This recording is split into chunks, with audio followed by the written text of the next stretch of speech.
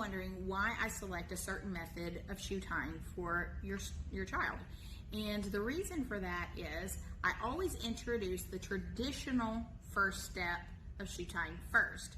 That is the holding the shoelaces near the end, because if I just tell them to cross it, they could cross it at any point. So I always say cross at the end, tuck under, pull tight. Well, that is a lot of in-hand manipulation and difficult for some children. So we'll give it a try a few times, and if I feel like they're struggling with that method, we're going to switch to a more hands-free method where they can keep their hands off the laces more and do it this way: white over blue, blue under white, pinch, pinch, pull tight. And I find that that is a very successful way to teach the first step of shoe tying.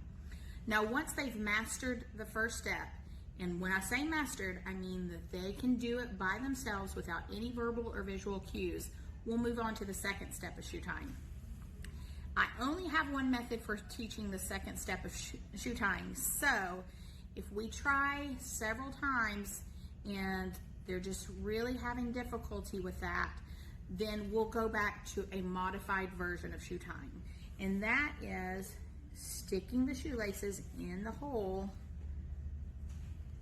creating 2 bunny ears, and then just doing the first step of shoe tying 2 times. Crossing, tucking under, pulling tight. Crossing, tucking under, pulling tight. And then you remove the shoelaces from the hole and you've got a double knotted shoe.